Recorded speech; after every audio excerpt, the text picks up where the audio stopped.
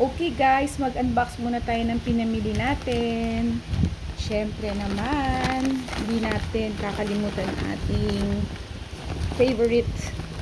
Okay, yan. High fiber wheat raisin. Ayan, healthy siya. Tsaka mahilig tayo sa raisin. So kahit walang palaman yung ating tinapay, pwedeng-pwede na.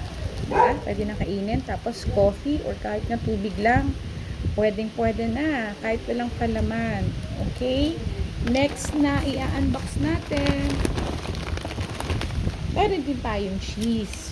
Just in case gusto natin magpalaman, ayan, meron tayong Eden cheese. Ayan o, mura pa siya, value pack, save 9 pesos. And then next, to wala na tayo sa tindahan natin ng Mentos, kaya meron tayong mini Mentos. Ayan. At saka meron tayong ating favorite, si corned beef. Pure Foods corned beef. Igigisa ko to. Okay, yum yum. Pwede rin siya sa bread. Okay, pwede rin siya sa rice. At meron din tayong chocolate. To, sarap to eh. Choco mucho.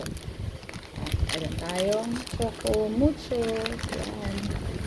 Paninda natin choco mucho. Ubus na natin. Kasi pagka kailangan ng dessert, yan, kinukuha natin. Okay, at saka syempre meron tayong Cloud9. Sarap nito. Dun sa sa mga flavors ng Cloud9, itong original ng gusto ko, classic.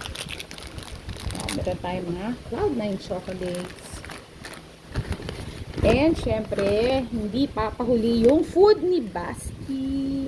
Ayan ang food ni Basti, yung kanyang pellets. Yan, yung kanyang food.